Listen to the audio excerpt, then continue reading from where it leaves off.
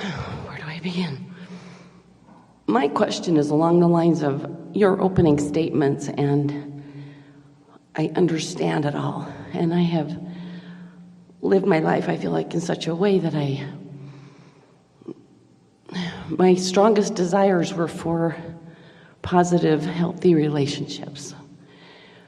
Abundance and those kinds of things have come easier to me since I understood that. But relationships. So I've had situations in my life and tragedy, upset, things that I can't tell you I feel like I helped create. If I do have to take all that responsibility, my question is, how do I stay in love with who I am? Because your inner being has stayed in love with who you are, and your quest is to seek harmony with your inner being. In fact, every time you judge yourself or condemn yourself or feel bad, that's your indication that you're off the mark of how Source feels about you. And don't you think Source ought to know? I do get that, I think. But it has to do more with, is there a line? Because I've been to therapists. Nope.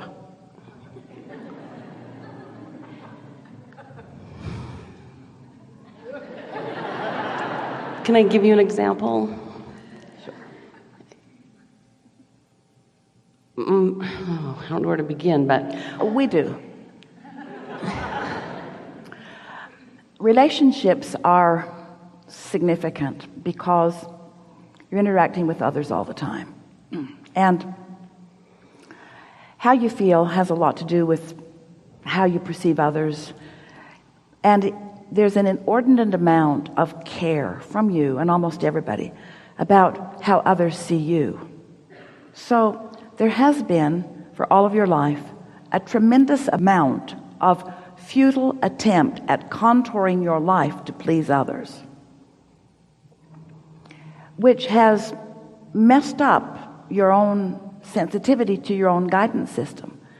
Almost everybody we would be saying pretty much the same thing to.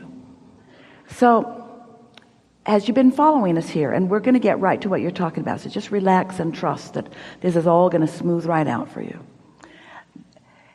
As we've been talking here today about this path of least resistance, what most people do without even knowing they're doing it is that you try to make a path of lesser resistance for that one and that one and that one and that one. And in the process of it, two things happen. One is you distract them from their own guidance, and two is you distract yourself from your own guidance. And 3 out of 2 and 4 out of 2 and 5 out of 2 and 6 out of 2 is it backfires 100% of the time anyway. You just kind of got to let people figure stuff out and not try so hard to be the factor that makes it better for all of them. And once you decide that that's how it's going to be, and you begin translating that into behavior, things just get better and better. You can be so good to some that you disable them completely. You can be so good to some that they become almost demanding of more from you. It's like you start a trend where they get used to their sustenance coming from you, and then if you have the nerve to stop it in some way, then they become sometimes outraged, because it's like you've cut them off from the good that they deserve and that they have demanded through you. Well, it's time for you to allow them to discover that, like you and like everyone, they have a stream of care and attention and resources that is going directly to them from Source. And you're going to let them discover that for themselves, and you stop holding yourself responsible for things that you can't control, that were never any of your business to begin with. You'll feel way better once you start recognizing that. My husband committed suicide. Good for him. Because every death is suicide. Every death is. Every death is. Some are just more deliberate about the way they go about it. But every death is a response to that vibration between who they really are. And so let's talk about that. If everything that we say is as it is, and it is, it all is as we say it is, it all is as we say it is. So as he's living his life, he's putting all of this into his vortex. And without meaning to, like so many, holding himself apart from his own vortex.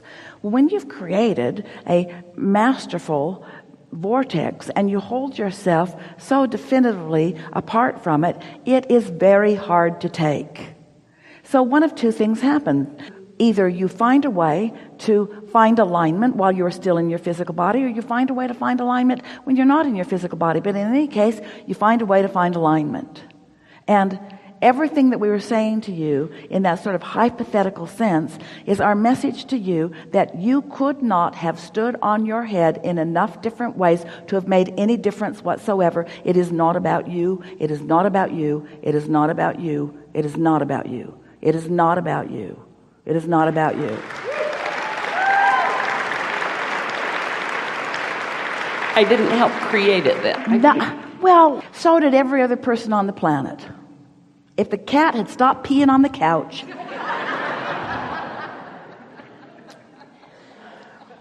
What it created is my family fell completely apart. I have 2 daughters that are in a religion that if you're not in that religion, they have a hard time understanding you. Almost every religion's like that. Yeah. In other words, let's just start there. Almost everyone has a hard time understanding almost everyone. And the reason for that is you did not say, I'll go into this time-space reality and I'll understand everyone. That would make you crazy. That's what Facebook is doing to you. You're so involved in everybody else's lives, you're completely unfocused about your own. Yeah.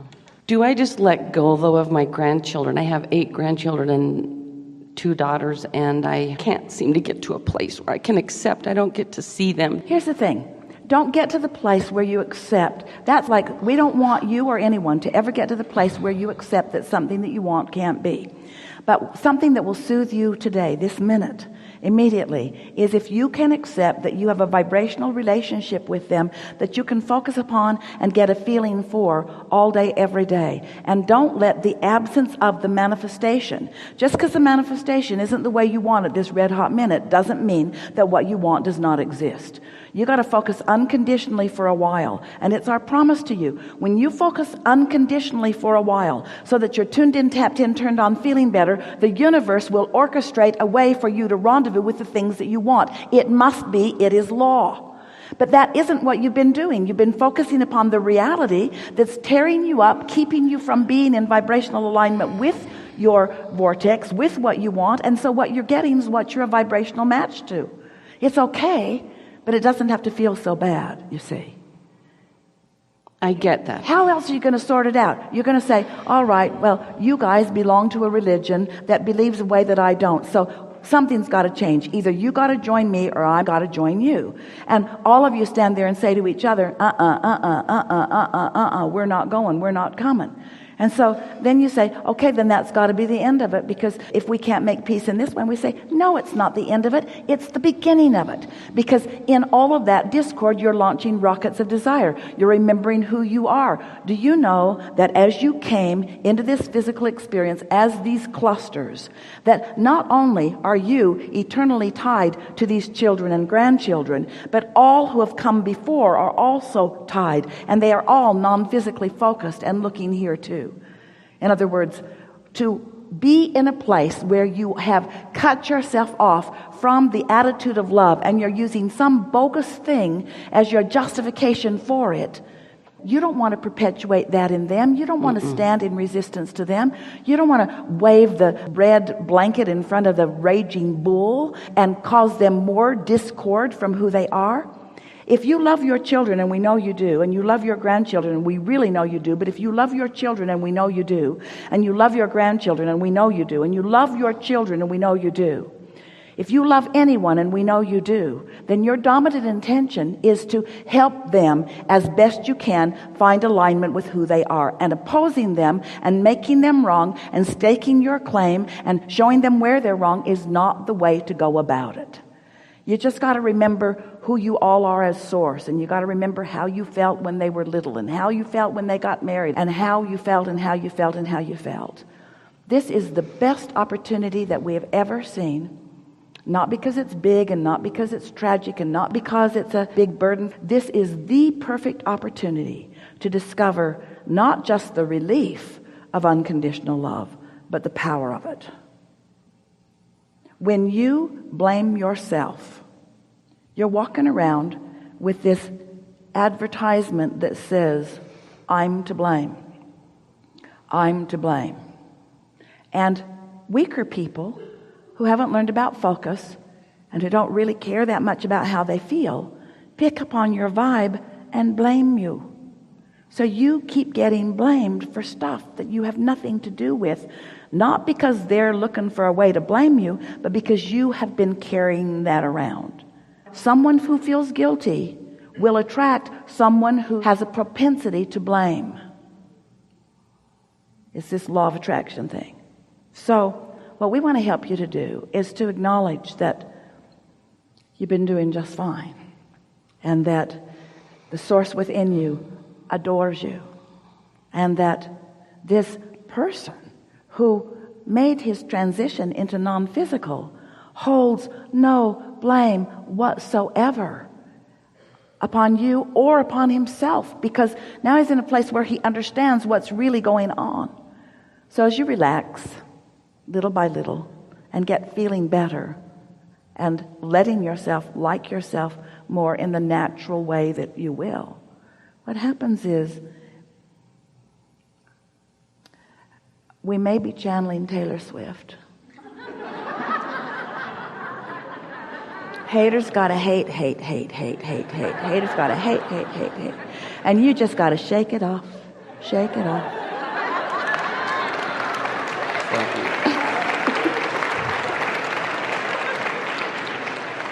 Because you cannot please them. You can't understand. The only thing that you can do is to come in alignment with your source. And when you do,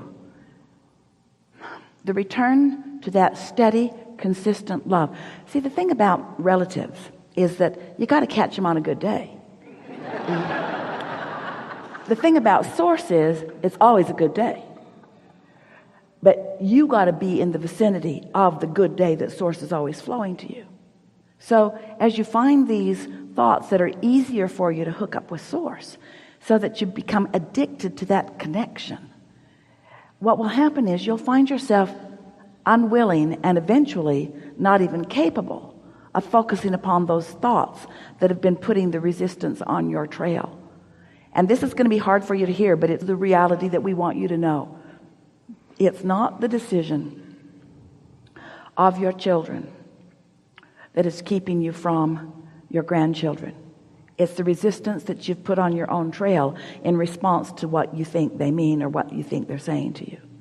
Feels like it's a reality that they are creating, because these are demands that they're making. These are edicts that they are putting out there. But that's never what is really happening. Your response to them is just causing you to pile more and more and more stuff on your trail, on your path of least resistance, that's preventing you from what you want. But as you get your attention off of that and on other things, that will begin to dissipate more and more. And then it will one day just feel logical to them. These children are not going to be that old before they begin requesting time with you.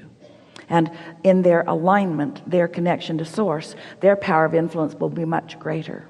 And that rendezvous is a sure thing. It's a done deal. It has happened many, many times in the vortex, and it will bring itself all the way to fruition. You've just got to stop being sad in the meantime. We really want to make that statement to anyone who wants anything that hasn't yet manifested. You got to stop being bent out of shape over the fact that the manifestation hasn't happened, because you're being uncomfortable about the fact that the manifestation hasn't happened is what's causing you to put all the stuff on the trail and preventing it from happening sooner. It's not possible for you to not get what you want. We just don't think you should have to croak in order to get your resistance to go away. That is extreme, but it works. But we don't think you should have to do that in order for your resistance to be away. You see?